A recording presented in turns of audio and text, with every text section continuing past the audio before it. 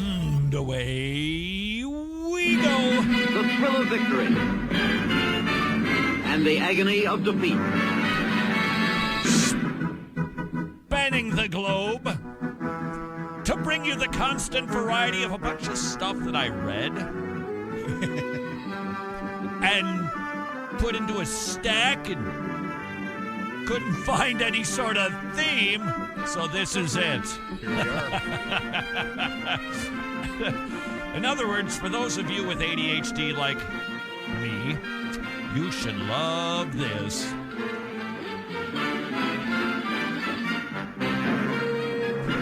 This is Wretched Radio. Perhaps my favorite story begins in Kentucky, where there's a big boat.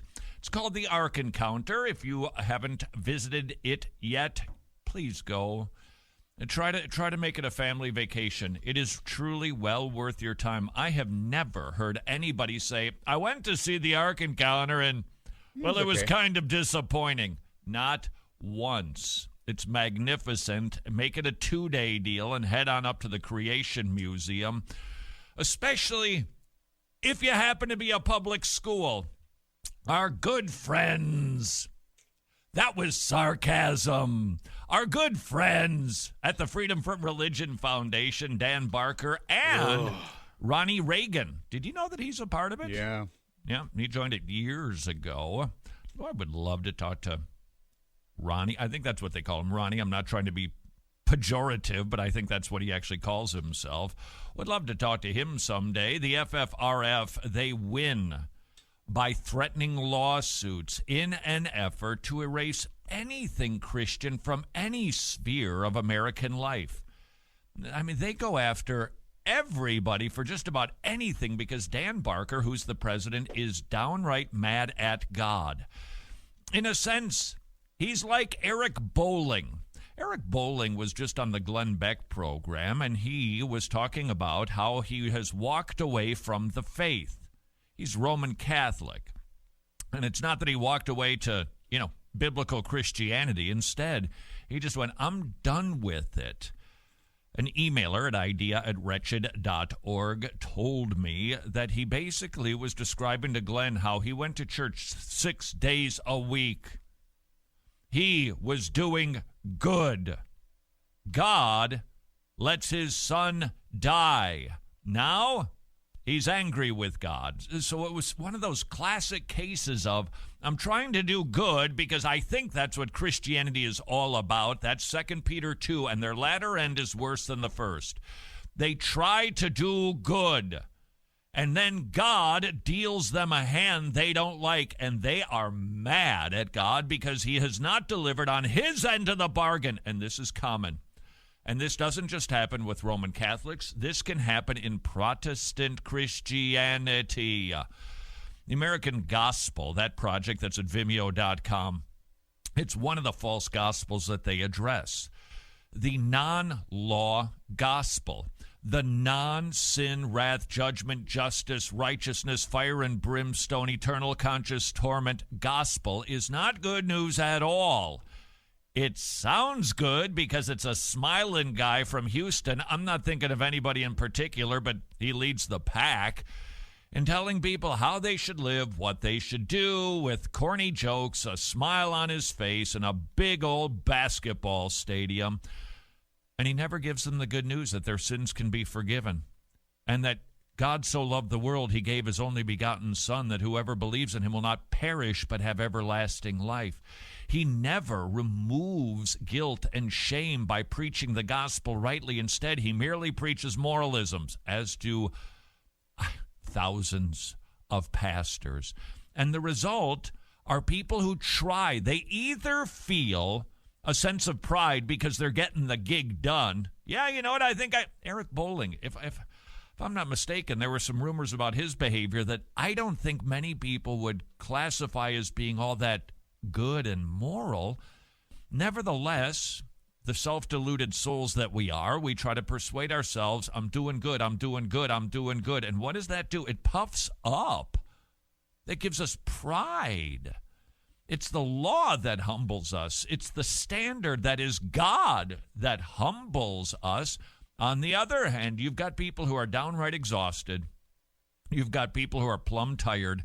I've been trying. In either case, those efforts, when they are not rewarded by God in a way that the individual sees fit to celebrate, they get mad.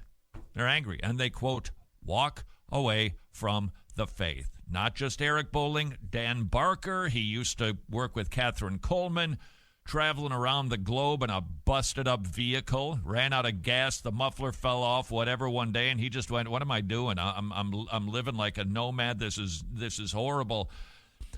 And I've been working for God, tricking people into thinking that they've been healed. He was in a false system of Christianity, and now he's angry. And quite honestly, I can't blame him. If that's what he was told, you got to do good, you got to be faithful, God will be pleased with you if.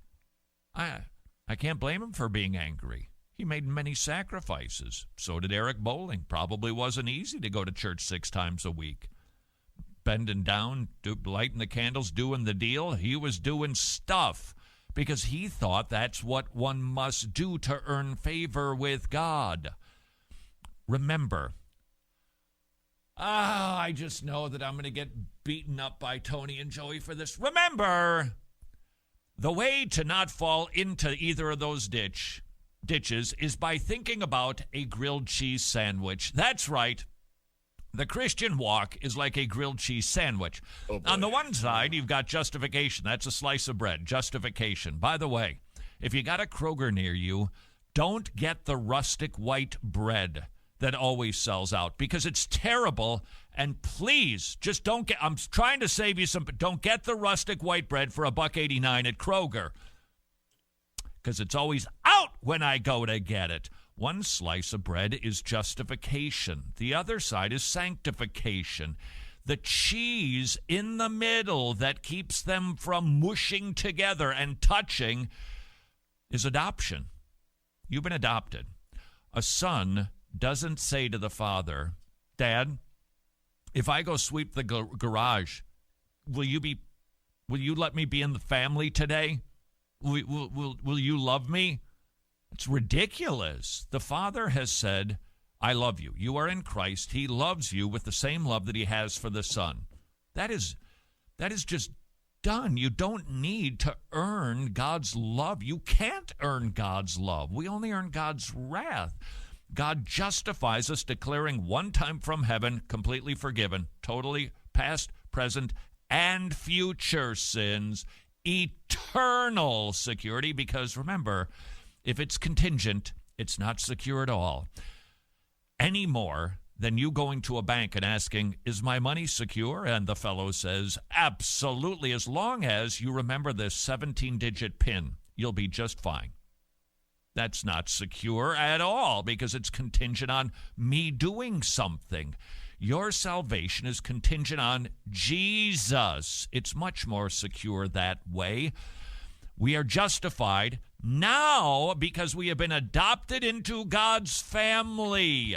And we don't do anything to justify ourselves. Now we work on sanctification, doing things. And we don't confuse that our works earn God's favor.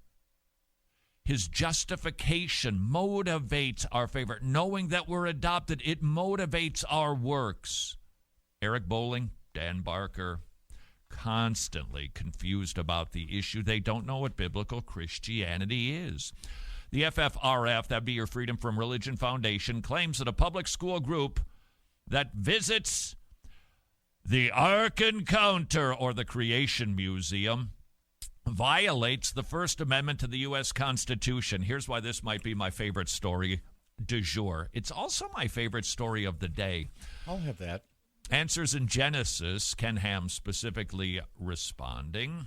As leading civil rights attorneys will tell you, if classes tour the Ark Museum in an objective fashion to supplement the teaching of world religions, literature, interpretation of history, the field trip is nothing more than an educational experience. Now, if they're brought to the Ark and the teacher says, this is what is true, you must believe this if you want to pass the class, that would be a violation of the Establishment Clause of the Constitution. So it's not unconstitutional. Ken Ham, in response to Dan Barker, and a shout out to all of the public schools, because FFRF sent this off to about 1,000 schools. Not kidding. That threatening letter. Ken, I want to offer admission free of charge to all those public schools who receive the FFRF letter, and to any other public school in America that want to bring their students to the Ark Encounter as an official trip. And if the FFRF dares threaten or bully a public school, we have access to expert constitutional law attorneys who will provide their services to the school pro bono, even if that means going all the way to the U.S. Supreme Court. Y'all come now, you hear? Brilliant. This is Wretched Radio.